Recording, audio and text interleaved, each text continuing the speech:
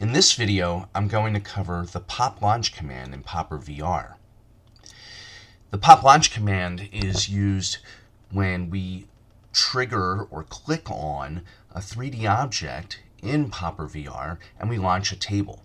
Now you saw this in the demo video where I clicked on the Back to the Future poster.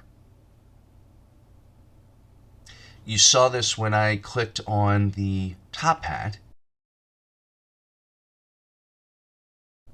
And of course when I clicked on Darth Vader to launch a future pinball table. Now for the more advanced folks out there, I'm going to start with just showing you quickly how this works in the outliner. So basically what happens is you have a surface, a 3D object of some sort. There's a naming convention you want to call that object. So you'll notice this object that I have selected is named Pop Launch, all capitals, and then an underscore, and then VRBTTF. And then there's another underscore, and there's this number. Now, what Blender does is, as you're adding objects, if they have the same name, it'll append to a number. So it's really important. You don't need the number, but what you do need is that underscore at the end of the name. Now, what does that name do?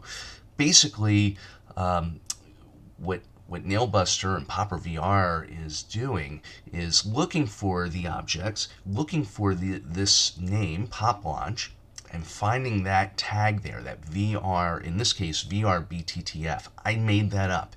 I prefixed it with VR, so I knew what that was, and then I gave it BTTF because this is Back to the Future. But where that correlates is in Games Manager. So if we launch Games Manager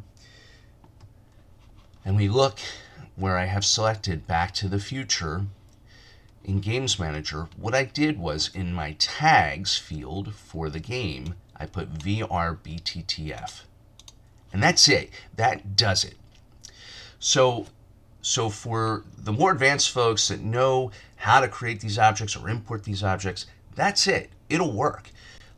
Now what I'm going to do is I'm going to go back. I'm going to show a little bit about how I made the poster for folks who are maybe just learning Blender.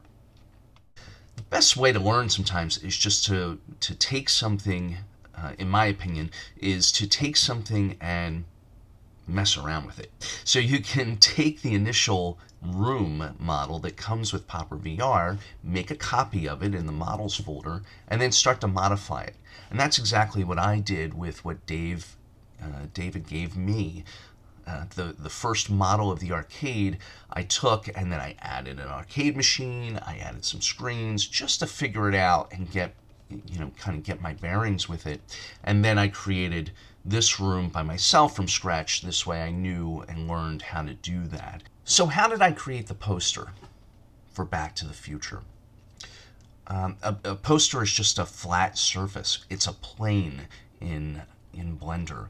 So anything flat is just a plane. I use quite a few of them in the room. I use it for the flyer, I use it for the posters, I use it for the screen on the arcade cabinet, and the screens on the pinball machine, and the movie screen. It's all the same thing. It's a plane, and it's a surface that I will then put an image on. So to create a plane, there's a few ways to get there, as you might expect in this tool. You could go through Add, Mesh, Plane, and you see there's this object here.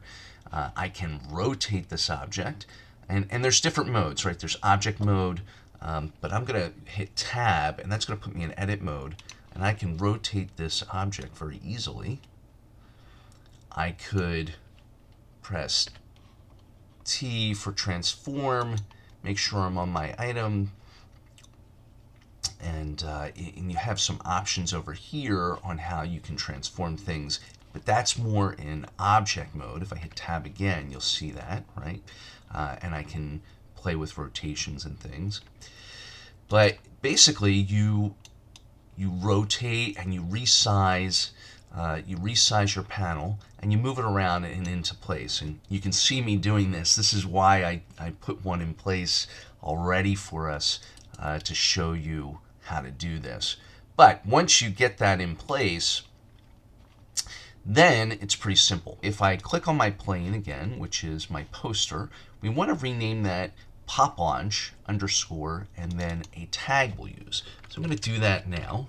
PopLaunch underscore, and I'm going to give it VR, so I know this tag is a VR tag, and I'm going to call it BK for Black Knight, and I'm going to do a trailing underscore. And we need to put an image on here, so we need a material to put that image onto. So we click on this little icon here, which is your data properties, but below it, down in this lower portion here, if you see my cursor, there's a little red globe, and that's the material properties. All you have to do is click new here, and that created a new material under your object, under your 3D object. Okay, so I'm going to select that, go back to our full screen, and look, we spend most of our time in the layout mode, but for this we're going to click over to the shading mode, and you see the view changes a little bit over here. And if I, again, in outline mode or outliner, if I click on that material and I zoom out, I should see, and there it is, I should see some nodes. We'll move them down, and I'm going to zoom in on the nodes, and I'm really just interested in this one here. And we're going to add a node and attach it to this. So we're going to come to add, we're going to go to texture, image texture, and we're going to place that by clicking. We're going to connect the color to the base color of this object, and you can see that the surface just changed color. Now we need to open an image, and that image I have in my Blender resources, and it's Black Knight. And in this case, we got lucky that our Black Knight image came in perfectly lined up, but sometimes you'll find that it'll come in reversed or upside down. So what you would do in that case, and I'll just show you this, is if I select it up here, and I click Tab and then U, I get to unwrap. And it's UV unwrapping. So I'm going to unwrap that, which brings me down here. And you can see the image down here.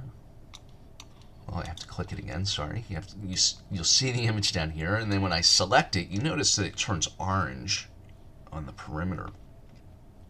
That's letting you know it's actually selected. If this highlighted box was, or shaded box, was off, you can move it around. If it was too small, you could resize it to encompass your entire image. And that's important because that's what's going to be visible up here. If it was flipped in some way, you could right click and you could mirror it, right? Look, now I mirrored it on the Y, it's messed up here, but this is your real view, so you want to make sure it looks right there. So now I've brought it back, it looks fine. You can click away from it, looks great. Let's go back to our layout view. So now let's go to Games Manager and add that VR BK to finish this. So in Games Manager, I've selected my VR room for Black Knight, and I need to come down to the tags field, and I need to simply put in VR BK. And I click Save, and we're done. The only thing left to do is to save my blend file and to export to GLB.